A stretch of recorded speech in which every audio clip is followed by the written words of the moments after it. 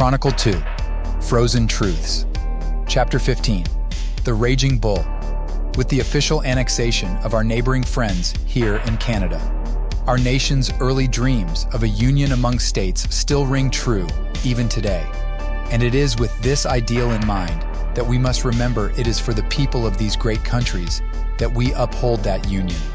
With Canada officially joining the United Countries of these Americas, we are also officially introducing a new way in which we will govern these countries. Going forward, our union will be comprised of 11 commonwealths, created from the countries that make up the UCA. And with these commonwealths, we will be able to better govern and serve the good people of this wonderful and unique union. President Tarek Middleton, speech on the creation of commonwealths in the UCA, year 2032. Dead to fucking rights, is what kept running through Anderson's mind as he stood outside the Department of Energy smoking a cigarette. He and Madsen arrived a little over 5 minutes ago, which was nearly 60 minutes after the federal building had sent out its last security check to the larger security network. This is not an unusual event during the night shift. All that remains at night is a skeleton security force that ensures no one breaks in. The issue came not from the silence on the security check-ins, but from two separate issues. One had to do with a small temporary power outage in a data cluster. On occasion, this can occur in high-level federal buildings, but the moment after they are stabilized, the issue behind the momentary outage is reported and logged. When 5 minutes passed without the DOE building reporting its power outage, a reach-out request was sent over secured lines. When no one on the DOE security force returned the call, the issue was escalated. The second issue that led to the calling of a riot force was a visual loop feed that was being fed into the security cameras. Most of these things are detected by computer systems, which is why the response to both issues occurred so quickly.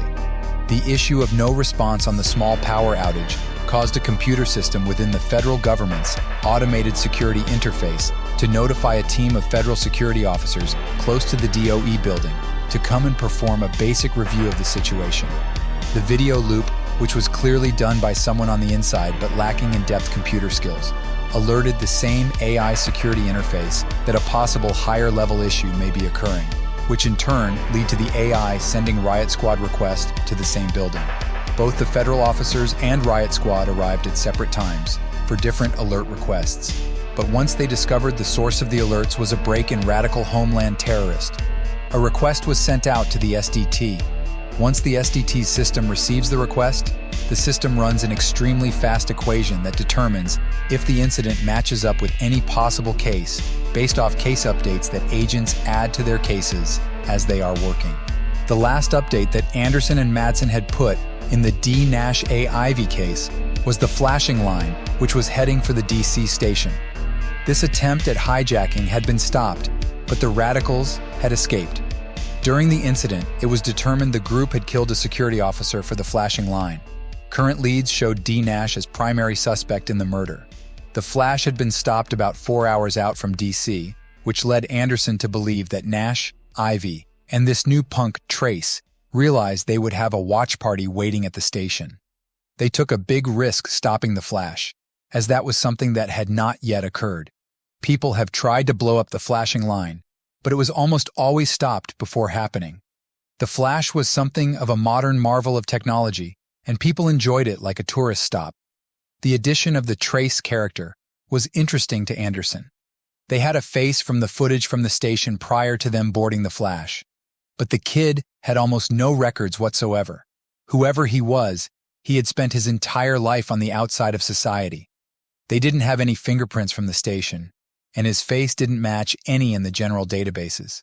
Based off the incident reports in the flashbox, the guy matched the typical profile of a terrorist hacker. Carried a bag. The bag was found to be cleared by security checks. But upon deeper analysis, the bag was empty, as in he had nothing in the bag based off sensors. But it was clearly full of shit in the footage at the station. The only way they learned the alias Trace was from what was being reported to them as they raced to the Department of Energy building following the capture of these individuals. There were two others now too. It was being reported to them as they drove to their location that another woman and man were apprehended with their targets. Based off what the reports were, The woman refused to give any info on herself, but had buzzed short hair and a well-trained physical appearance. This gave Anderson the idea she may have some military background. The other guy almost sounded like a fabrication of imagination. They claimed he was 6'5", maybe even 6'6", that they had to shoot so many rubber shotgun shots at him. A normal human would have needed emergency room support.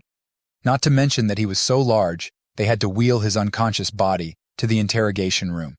These were clearly all people associated in one form or another with the terrorist group. The only two that mattered to Anderson, though, were D. Nash and A. Ivy. With those two captured alive, and in D.C., he could make a swift turn over to the nearest power plant for reassignment. The other three, he didn't care all that much what happened there. This Trace character was beginning to become a problem. After so many incident updates to the case, if certain names keep showing up in the update, they also became part of the case. Luckily, since it was all ending here, no names would need to be added to the official case, and whatever happened to the new woman, the new man, and this Trace guy meant nothing to Anderson. But damn, did this feel good. Anderson was astonished that the little shits were able to pull off escaping the Flash after their stunt. The whole situation was caught in a state of chaos. The only thing Anderson could hold on to for a day or two was that the three of them still planned to come to D.C. So, in turn, when Anderson and Madsen arrived at the D.C. airport, only to learn that the Flash never arrived, they had to make a decision about what course of action they should take.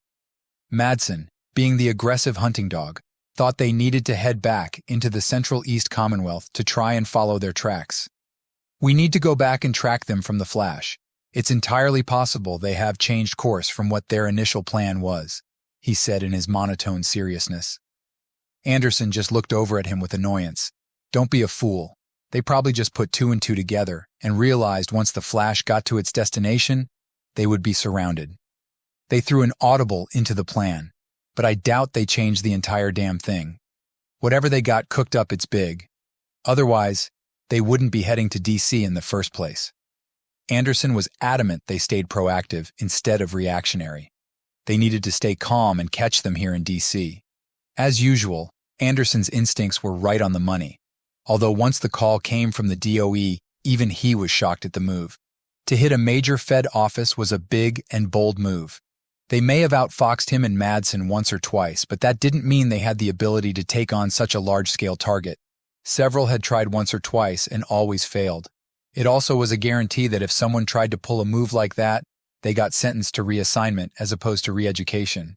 It was quite a shock, but if the kids were that determined to get caught alive, it didn't bother him. The door opened, and a man in a black suit with a UCA flag pin stood on the other side, greeting Anderson and Madsen with a welcoming smile. "You two must be the SDT agents Madsen and Anderson. I'm Chief Security Officer O'Brien. I have your terrorist caged up inside," the man said in a voice that you honestly wouldn't be able to tell apart from any other male voice in a crowd. Anderson smiled and followed him through the door, as did Madsen. They walked through the halls of the building. Anderson noted as he walked, there were only a few federal officers still around, and none of the SWAT team. "Which response team bagged them?" asked Anderson. He already knew based off the reports of rubber bullets, but he wanted a fuller version of the story given to him in person. "Riot officers brought them down. We came in through the back way and were the first to make contact. Our boys got caught in a live firefight with them while they tried breaking through our systems. 2 of my men died, 5 others injured. The riot officers came through the front entrance and caught them off guard as they ran from us," said O'Brien. Madsen spoke up. "You said tried breaking through your systems. Did they actually break in, or did they fail?" The directness of Madsen's question clearly made O'Brien stiffen in embarrassment, but he answered all the same. "They got through the firewalls. Looks like the one named Trace is an expert hacker and somehow got his hands of some FWKs that were made to cut through our defense systems. He ripped copies of everything, but with him in custody, he won't be sharing with anybody." Anderson's upper lip twitched. It was still recovering from the punch Nash landed on him, and his sudden facial change sparked a moment of sharp pain with it. "You said copies. Was it just hard copies on his own devices, or did he send copies of it all elsewhere too?" Anderson asked with a ping of anger in his voice. If Trace dug deep enough into the DOE files and sent it all off to someone else, this could be a PR nightmare for the government. As of right now, we believe he only sent it to himself. We are trying to get into his laptop system, but as I said, he is clearly very well trained. It's taking some time to break through," said O'Brien. Anderson just nodded, without any real interest in what the chief security officer had to say. If Trace pulled some crazy shit like that off, it would be O'Brien's ass, not Anderson's. "Have we learned how our little gang of outlaws punched through the physical defense here? Where are the men stationed in this building?" Anderson asked. Madsen looked over at O'Brien with that hard stare. "My thoughts exactly, O'Brien.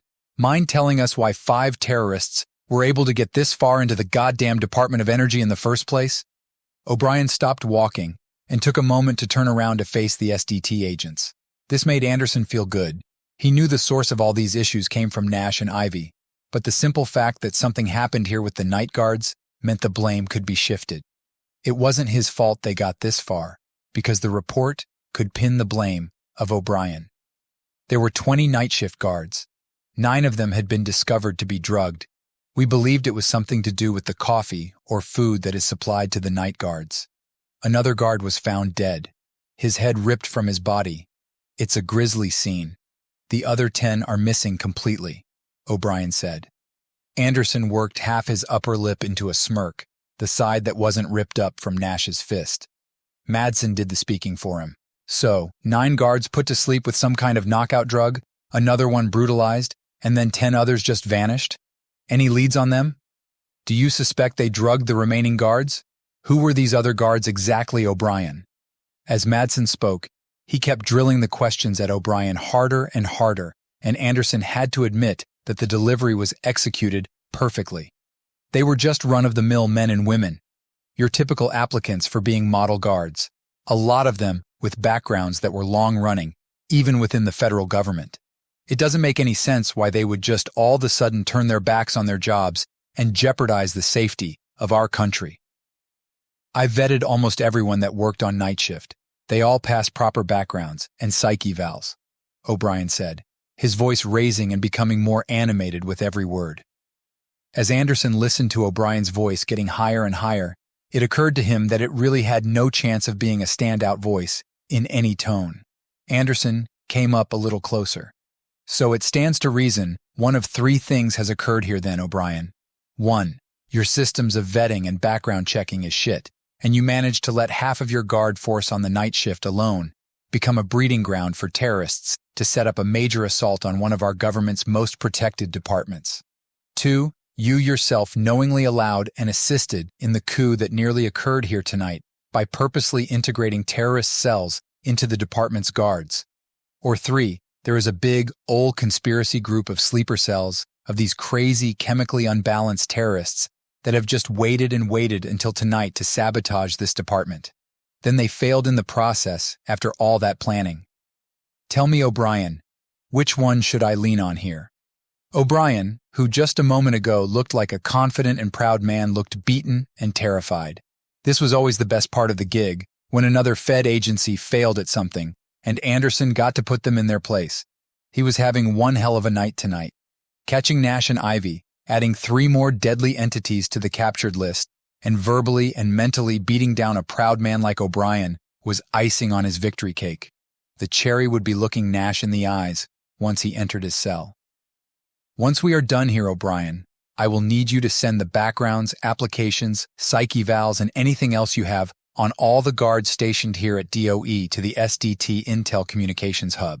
We need to vet your operation," Madsen said, then motioned his hand forward to let O'Brien know to lead them to the fugitives. They continued to march through the hallways with purpose. Anderson made sure to really soak in this moment.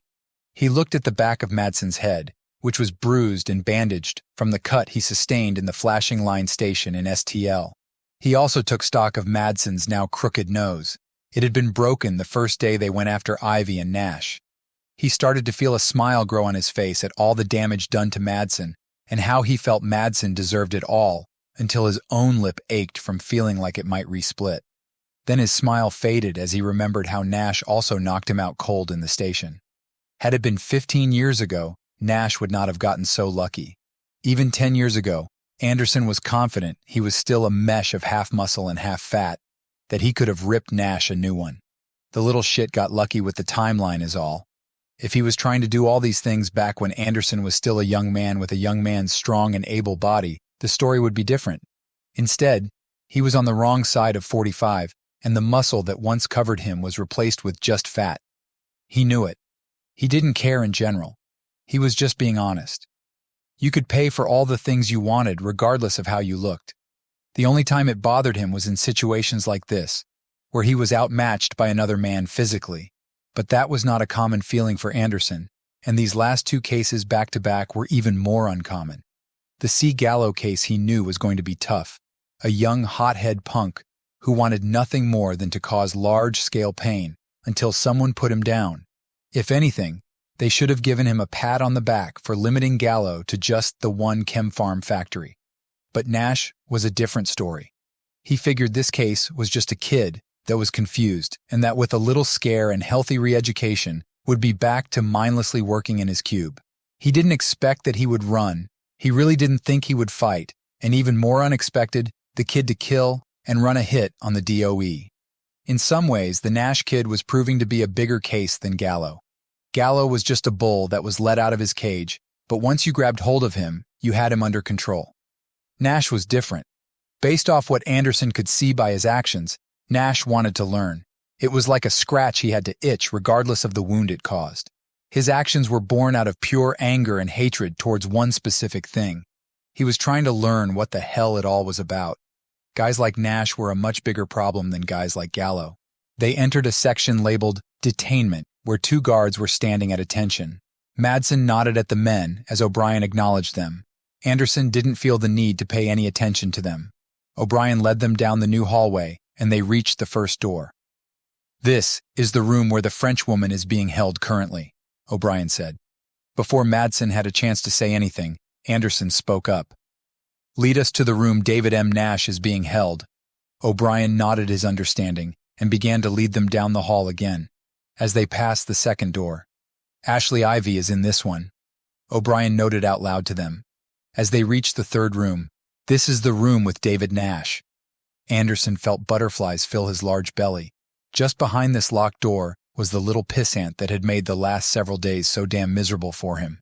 Now, he had him in his grasp. O'Brien pressed an ID card up against a card reader. The light on the reader turned green, and the latch inside the door unlocked. He opened the door, and Anderson walked in, followed by Madsen, and finally, O'Brien. The room was white, with a white table and two chairs on either side of the table.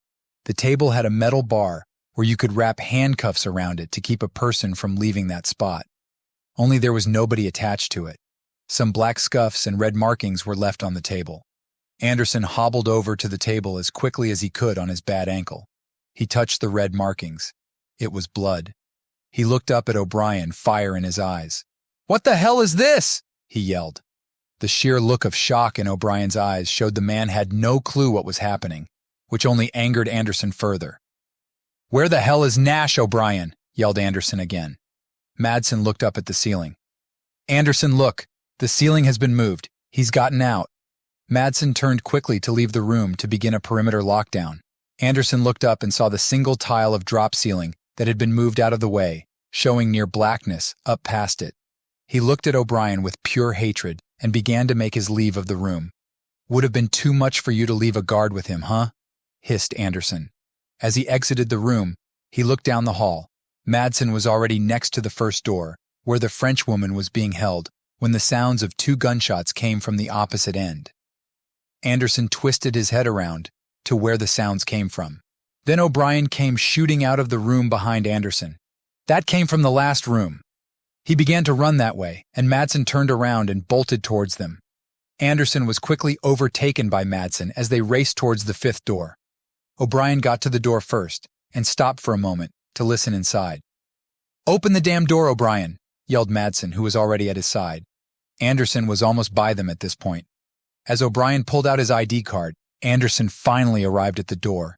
Just as O'Brien reached out to put the card up against the ID reading device, a sudden loud bang came from the metal door.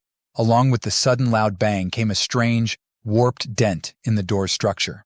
The three men stared at the dent in confusion. Then another loud bang, and the dent grew larger. The sudden violent changing of the door sent all three of them backwards in relative shock.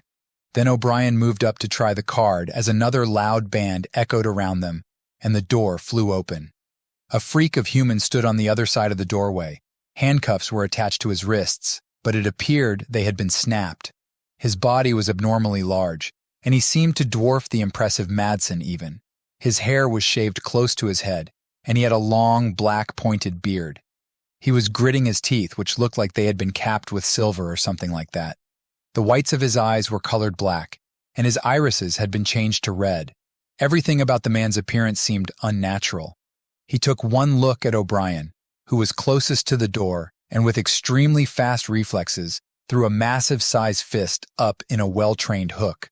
The speed at which it occurred took Anderson by complete surprise.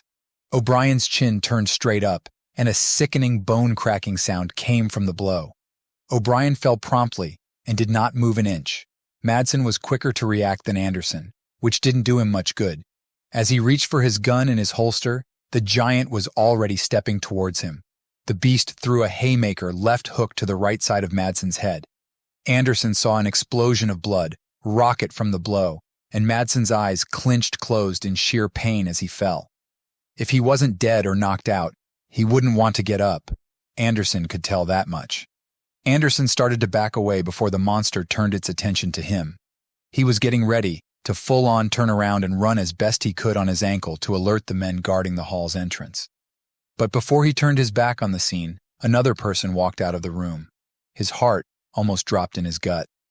It was Nash. He looked at Nash with astonishment, the same way he had when he saw him at the STL station. Only now, he was wearing a dark-toned shirt and dark jeans with black combat boots. He also noted that the handcuffs that were supposed to be wrapped around Nash's wrist were dangling from his right arm, while he cradled his left hand as if it had been injured in some fashion. Nash and the brute hadn't looked at him yet. They were focused on O'Brien. Nash reached down and grabbed the ID card and reached over to Madsen and pulled out the tranq pistol. Suddenly, out of the room came the red-haired punk with a rifle in his hands. Like Nash, his outfit was comprised of similar colors and appearance. Anderson was in utter shock. Nash's head suddenly jerked up and made eye contact with Anderson's. His eyes were different. The last two times they had made eye contact, Nash had an element of fear in his eyes. Now there was something else. Determination, maybe? Anderson wasn't sure, but at the very least it was obvious he was no longer a blow-off easy case. "You," Nash said with some surprise in his voice. Anderson took a moment to find words, then limply replied, "You." Before anyone could say another thing, the brute began to move towards Anderson. Anderson pulled up his pistol. No, I don't think so, freak. It may take a couple slugs, but something tells me you'd rather not eat 5 tranks. It would make any escape real hard." The brute looked over at the red-haired weasel punk. "Why don't you deep six this tubby gringo bitch?" The voice that came out of the brute's mouth was as brutal-sounding as his appearance. The red-haired weasel called Trace looked up at him. "Scared to take a couple tranks, huh?" Anderson had to think fast. Sooner or later they would realize his 1 tranq pistol, and even his 1 actual pistol, wouldn't be enough to stop the 3 of them in such close quarters. Nash was still leaning over O'Brien and Madsen. Anderson looked down at the 2 men to take stock of the situation. O'Brien looked like he was breathing, but blood was coming out of his mouth. Who knows what damage was done in that single blow? When you looked at the side of Madsen's head, you could see why there was a bloody explosion where the brute's fist connected. Madsen's right ear exploded on the impact and was bleeding all over the unconscious agent's face. Anderson couldn't tell for sure how much of the ear was lost in the punch. He looked back at the brute and the red-haired weasel. He was going to have to act fast. No certainty he could stop them at the same time. He'd have to hit the hacker first. "It's over, Tubby," said the Trace kid. "Put the gun down and lay down like your friends. You really think even if you get past me, you can get past the rest of the guards in the halls? You won't make it," Anderson said, trying to buy time. Nash stood up and faced him. "If we let you keep wasting our time, we won't. But I imagine the riot officers left once we were considered detained. I believe half the night shift guards are missing. Sounds like a big empty building right now." Nash was speaking in a serious and controlled tone that made the hairs on Anderson's neck raise. "Really, Nash? Well, good thing we got those guys," Anderson said, nodding his head behind the three fugitives. It was a weak plan, but it was the best thing he had at the moment, since nobody was coming. Only the Brute and Weasley Trace looked back. Nash must have been either confident that no one was there or aware that the hall on that side was a dead end. But at any rate, Anderson took his shot. He started with the rifle-wielding Trace, landing 2 shots in his right shoulder. He wanted his next shots to be the monster, but since Nash didn't look over his shoulder, he had to be the next target. But as soon as he unloaded the 2 shots and moved his sights over to Nash, Nash was taking aim also. As a result, he had to take the shot without much time for proper aiming. "Please let me hit the little shit in the chest," thought Anderson. But he saw where his shot went. It struck the wall beside Nash, missing far left. The shocking, slight jabbing pain he felt in his gut told him one thing. He looked down at a small dart nestled in his gut, and he felt the haziness of the tranq sedative start to kick in. "No," Anderson said faintly. He stumbled to the ground, fighting as best he could. He tried to take one more desperate aim with the gun, but before he could get Nash in his sights, it was smacked out of his hand. The tranqs were making his movement slow enough to where they had time to move up to him and take away the pistol. "No," he whispered again. He saw the face of Christopher Gallo on the subway again. As he fell, injuring his ankle, and the fugitive grabbed his gun, he fell to his back, fear in his eyes. He stared up at the ceiling, trying hard not to let the sedative take him. Then he was back on the subway train with Chrissy Gallo again. "Ha ha ha, you toad-looking fuck! Let your mom know Chrissy says hi," echoed the memory in the quickly dimming mind of Anderson. The image of Christopher Gallo's smug, smiling face was replaced with the real image of a frowning David Nash. "No," whimpered Anderson one more time. Nash's face showed a moment of intrigue at this, and he leaned a little closer, not realizing Anderson was still awake. "Huh, he kind of looks like a toad, doesn't he?"